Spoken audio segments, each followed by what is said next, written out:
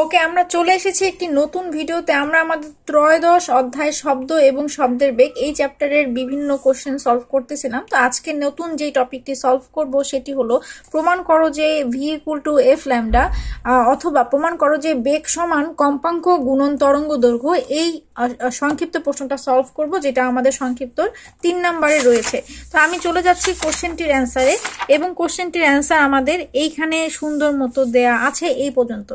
ঠিক আছে, তো আমরা এইখানকার এই কোশ্চেনটা সলভ করব। V equal to F lambda, আবার একটু ভালো করে শুনেন, V equal to F lambda, অর্থাৎ কাকে ল্যামডা বলতেছি, এইটাকে আমরা ল্যামডা বলতেছি। ঠিক আছে, তো এটা ল্যামডা, সমস্যা নাই, এটা শিখবো আমরা। তো এই কোশ্চেনটা সলভ করার জন্য আমরা কিছু জিনিসের স্পষ্ট ধারণা রাখবো, এবং কোনগুলার স্পষ্ট ধারণা রাখবো সেইগুলা আগে একটু দেখে নেই যে কি কি লাগবে। প্রথমটা হলো দোলনকাল। মনে করি একটা আসলে শব্দ তরঙ্গটা কিভাবে চলে সেটা একটু দেখে নেই। শব্দ তরঙ্গ এইভাবে চলে, ঠিক আছে, এইভাবে চলে, তার মানে এইভাবে ঢেউয়ের মতো শব্দ তরঙ্গ চলে। তাহলে এখানে কি বলছে? এখানে বলছে একটি পূর্ণ কম্পন সম্পন্ন করতে যে সময় লাগে সেটি হলো পর্যায়কাল। পর্যায়কালকে আসলে কি দ্বারা প্রকাশ করা হয়? পর্যায়কালকে প্রকাশ করা হয় ক্যাপিটাল টি দ্বারা। পর্যায়কালকে আসলে ক্যাপিটাল টি দ্বারা প্রকাশ করা হয়। এবং কি বলছে? একটি পূর্ণ কম্পন সম্পন্ন করতে যে সময় লাগে। তাহলে পূর্ণ কম্পন আমি কাকে বলছি? এখান থেকে আপনার যাত্রা শুরু করে আপনি একটা অর্ধবৃত্ত পার করে আসছেন, এবং এখান থেকে আপনি আবার যাত্রা শুরু করে এখানে চলে আসছেন। এই যে এইখান থেকে এই পর্যন্ত একটা পূর্ণ কম্পন সম্পন্ন হয়েছে। ঠিক আছে, তার মানে ঢেউয়ের এই জায়গা থেকে পুরাই যে এস লাইন, এস দেখেন বাঁকা করে এস, এই এসটাই হলো একটা পূর্ণ কম্পাঙ্ক। কিভাবে এটা মনে রাখবেন? দেখেন উপরেরটা আপনার অর্ধবৃত্ত হয়ে গেছে না, এরকম একটা অর্ধবৃত্ত হয়েছে। আপনি কি করেন? এই জিনিসটাকে টাইনা এখানে নিয়ে আসেন। নিয়ে আসলে কি হইতো? এটা একটা বৃত্তর মতো সার্কেল হয়ে যেত না? এই যে একটা পূর্ণ কম্পন। তাই এটা তো আমাদের আসলে গোল করা পসিবল না, তো আমরা এটা এইভাবেই মনে রাখবো, একটা অর্ধবৃত্ত এবং তারপরে উপরের অর্ধবৃত্ত এবং নিচের অর্ধবৃত্ত, এটা একটা পূর্ণ কম্পন। অর্থাৎ এই তরঙ্গটার এখান থেকে যাত্রা শুরু করে এই জায়গা থেকে পরিভ্রমণ করে এই জায়গায় আসতে, এই পূর্ণ কম্পনটা সম্পূর্ণ হইতে যেই টাইমটা ওর লাগছে সেটাই হলো আমাদের পর্যায়কাল টি। তাহলে পর্যায়কাল কি সেটা তো বুঝতে পারলাম, ইজি ব্যাপার। এরপরে চলে আসি তরঙ্গ দৈর্ঘ্য কোনটা? তরঙ্গ দৈর্ঘ্য হলো একটা পূর্ণ কম্পন সম্পন্ন করতে, এই যে পূর্ণ কম্পন সম্পন্ন করতে আমাদের যেই সময়টা লাগলো, কোন সময় লাগছে একটা পূর্ণ কম্পন সম্পন্ন করতে? একটা পূর্ণ কম্পন সম্পন্ন করতে আসলে আমাদের সময় লাগছে পর্যায়কালের সময়। ঠিক আছে, তো একটা পূর্ণ কম্পন সম্পন্ন করতে যেই সময় লাগে, এই সময় তরঙ্গটা ঠিক কত দূরত্ব অতিক্রম করছে, অর্থাৎ এই যে দূরত্ব, এটাই ওর দূরত্ব অতিক্রম করছে, এইটা হলো ওর তরঙ্গ দৈর্ঘ্য। বুঝতে পারছেন? তরঙ্গ দৈর্ঘ্য কোনটা? এই জায়গা থেকে এই জায়গাটা হলো ওর তরঙ্গ দৈর্ঘ্য। তাহলে প্রথমটা গেল, এই যে এস লাইন, এই পূর্ণ কম্পনটা সম্পন্ন করতে ওর যে সময় লাগে সেটা টি, এবং এই টি সময়ে সেই যেই পথ অতিক্রম করে সেটা হলো ওর তরঙ্গ দৈর্ঘ্য। এবং এই তরঙ্গ দৈর্ঘ্যকে কি দ্বারা প্রকাশ করা হয়? ল্যামডা। এটাকে কি বলে? এই যেভাবে লেখা হয় ল্যামডা বলে। তো তরঙ্গ দৈর্ঘ্যটা আমরা দেখে ফেললাম। এরপরে আসে কম্পাঙ্ক কি? একক সময়ে যে কয়টি পূর্ণ কম্পন সম্পন্ন করে।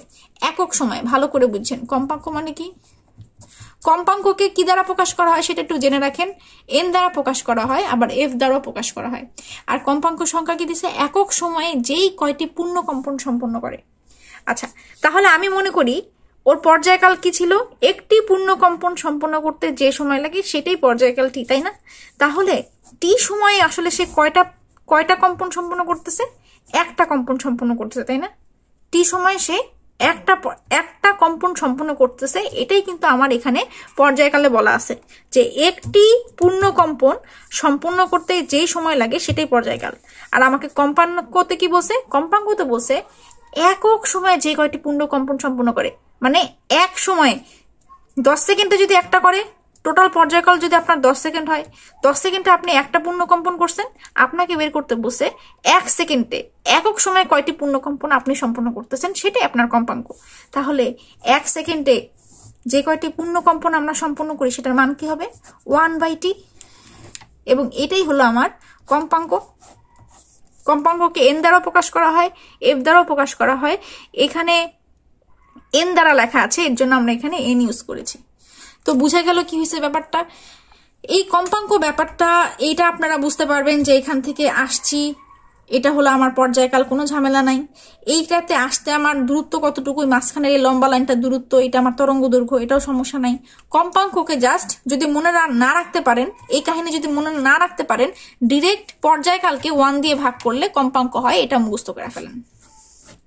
কম্পাঙ্ককে এন এবং এফ দ্বারা প্রকাশ করা হয়, এবং এই এন বা এফ এর মান কি, আপনার যে টোটাল পর্যায়কাল আছে, দোলনকাল আছে, ক্যাপিটাল টি আছে, ওয়ানকে যদি সেটি দিয়ে ভাগ করে দেন, সেটাই আপনার কম্পাঙ্ক। আপনার এখানকার এই যে এই থিওরি যদি না বুঝতে পারেন একবারের কথায়, আর বোঝা লাগবে না। ডিরেক্ট কম্পাঙ্ক মানে কি, 1/T, 1 পর্যায়কাল। ঠিক আছে, শেষ কাহিনী, আর কিছু লাগবে না। এরপরে চলে আসি বেগ। বেগ আমরা সবাই পড়ছি গতির চ্যাপ্টারে, যে একক সময়ে অতিক্রান্ত দূরত্বকে আমরা বেগ বলি। একক সময়ে অতিক্রান্ত দূরত্ব, তাহলে একটু চিন্তা করেন তো, একক সময়ে অতিক্রান্ত দূরত্ব আমরা কিভাবে বের করব। এখানে টি সময়ে পুরোটা কি, পুরোটুকু আসতে আমার টি সময় লাগছে না? টি সময়ে অতিক্রান্ত দূরত্ব কত, ল্যামডা। টি সময়ে আমরা নতুন একটা পেজ নেওয়ার টাইমটা আমাকে একটু দেওয়া হোক। এখানে দেখুন, টি সময়ে অতিক্রান্ত দূরত্ব হয়েছে আমার কতটুকু, ল্যামডা।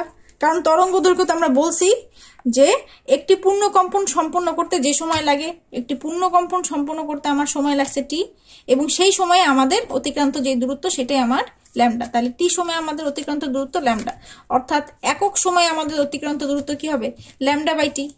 একক সময় অতিক্রান্ত দূরত্বকে বেগ বলে। এই একক সময় অতিক্রান্ত দূরত্ব ল্যামডা/টি, এটাই কিন্তু আমার বেগ। বুঝতে পারছেন? আর না বুঝতে পারলেও ঝামেলা নেই, একক সময় অতিক্রান্ত দূরত্বকে বেগ বলে, এটা একটু পরে আবার দেখতে পারবেন। ঠিক আছে, তো আরো যদি ইজিলি যদি আরেকটুখানি টোটকা বুদ্ধি দিয়ে দিই, বেগ মানে আমরা সবসময় পড়ে এসেছি না, বেগ মানে আসলে দূরত্ব বাই সময়। তাহলে এখানে আমার দূরত্ব কতটুকু, আমার তো একটা তরঙ্গ নিয়ে কাজ, দূরত্ব কতটুকু, দূরত্ব অতিক্রম করছি ল্যামডা, সময় কতটুকু টি, এই যে ল্যামডা/টি, ল্যামডা/টি হবে আপনার ভি এর মান হবে ল্যামডা/টি, এটা একটু মাথায় রাখেন। তাহলে আমি কি কি দেখাইছি, আমি অনেক কিছু দেখাইছি, এবং এটা দেখলে আপনার আসলে কোশ্চেন সলভ করা লাগবে না, কোশ্চেন সলভ অটোমেটিক হয়ে যাবে। একটা দেখাইছি পর্যায়কাল, এই জায়গা থেকে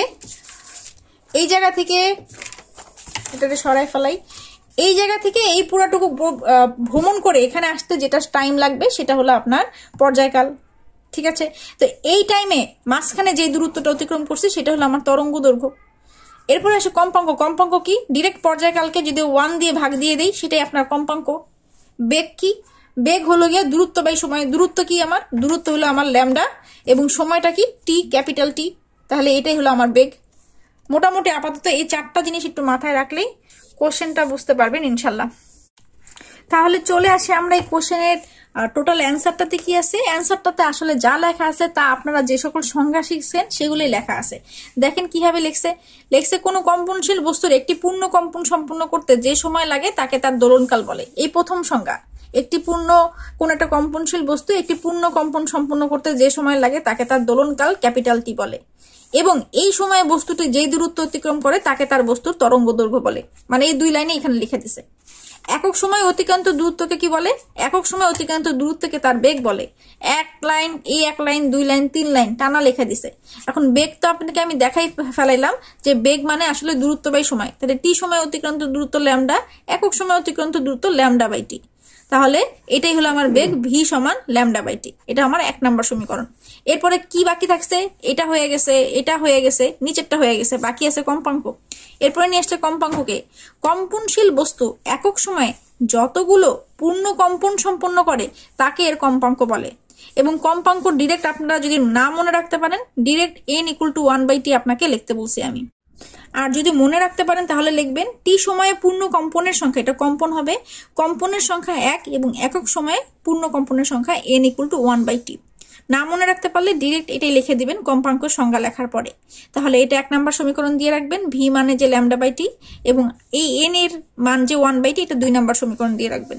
তাহলে কিছুই করতে হবে না, আপনার যে এখানে দেখেন, এখানে আপনার কি আছে, ভি আছে, এই জায়গাতে আছে ভি মানে ল্যামডা/টি, এবং নিচে আপনি কি পাইছেন, n মানে 1/t, তাই তো? তাহলে এইখানে ল্যামডার সাথে 1/t গুণন আছে না, আছে। তাহলে এই 1/t এর মান কত, n। তাহলে এখান থেকে কি আমি লিখতে পারি না যে ভি মানে আসলে ল্যামডা গুণন n। দেখেন এটাই করছে, এই n এর মান যে 1/t, এই 1/t এর মানটা এখানে বসাই দিছে। 1/t এর মানটা, n এর মান যে 1/t, এটার একটুখানি বসাই দিছে এইখানে। বসাই দিলে আপনার অ্যান্সার আসবে v = n ল্যামডা, এবং এটাই হলো আপনার প্রমাণ। মূলত এই কোশ্চেনটাতে এই 4টা সংজ্ঞাই খালি লিখছে, আর কিছুই করেনি। 4টা সংজ্ঞা লিখে দিলেই এটার অ্যান্সার মিলে যায়। একটা সমীকরণ হলো, একটা সমীকরণ এটা পাইছেন যে বেগ মানে আসলে অতিক্রান্ত দূরত্ব বাই সময়, এটা একটা সমীকরণ। আর একটা সমীকরণ হলো কম্পাঙ্ক মানে 1/t। তাহলে এই 1/t এর মানটা এখানে তো আসলে 1/t আছে, তাই না? এখানে খালি বসায় দেন, বসায় দিলেই ভি এর মান পাবেন ল্যামডা এবং n। এটাই আপনার প্রমাণ। এই ভি মানে বেগ, ল্যামডা মানে তরঙ্গ দৈর্ঘ্য, n মানে কম্পাঙ্ক। এটা এখানে লেখা আছে। এখানে এফ দেওয়া আছে, যদি এফ দেওয়া থাকে, যেখানে যেখানে আমি এন ইউজ করছি, এখানে যেখানে সবগুলোতে এন আছে, এখানে আপনারা এফ লেখা নেবেন। এই এতটুকুই পার্থক্য। এন যে কথা, এফ একই কথা। দুইটাই কি, দুইটাই আমাদের কম্পাঙ্ক। ঠিক আছে, আমি লিখে দিলাম, দুইটাই আপনাদের কম্পাঙ্ক। প্রশ্নে যেটা থাকবে, প্রশ্নে দেখবেন এনও থাকে মাঝে মাঝে, এফও থাকে মাঝে মাঝে। এফ থাকলে এফ দিয়ে কাজ করবেন কম্পাঙ্ক, যদি এন থাকে তাহলে কম্পাঙ্ক এন দিয়ে ধরে কাজ করবেন। এই ছিল আমাদের এই কোশ্চেনের ব্যাপার। মেইন টপিক আসলে যদি প্রথমটুকু যদি ভালোভাবে বুঝেন তাহলে বাকিটা ইজিলি করতে পারবেন। তো আজকের এই আলোচনা এই পর্যন্তই। নেক্সট ভিডিওতে আমরা এই চ্যাপ্টারের নতুন অন্য একটি রচনামূলক প্রশ্ন, শব্দের বেগের উপর চাপের প্রভাব, এই কোশ্চেনটি নিয়ে আলোচনা করবো ইনশাল্লাহ। ততক্ষণ পর্যন্ত আমরা ভালো থাকবো, সুস্থ থাকবো, ফিজিক্স পড়তে থাকবো। আল্লাহ হাফেজ।